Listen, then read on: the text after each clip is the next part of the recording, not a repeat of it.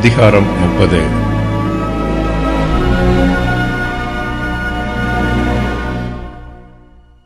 தாவீது பெலிஸ்தரின் சேனைகளில் இருந்து வெளியேற்றப்படுகிறார்.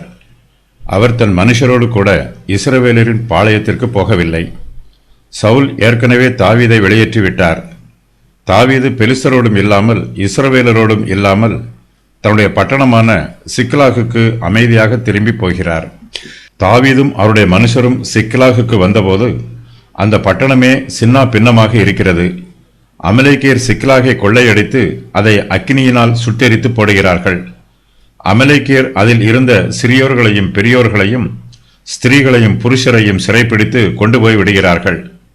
இதை பார்த்து தாவீதுக்கும் அவருடைய மனுஷருக்கும் பெரிய அதிர்ச்சியாய் இருக்கிறது. தாவீது கர்த்தரிடத்தில் விசாரிக்கிறார்.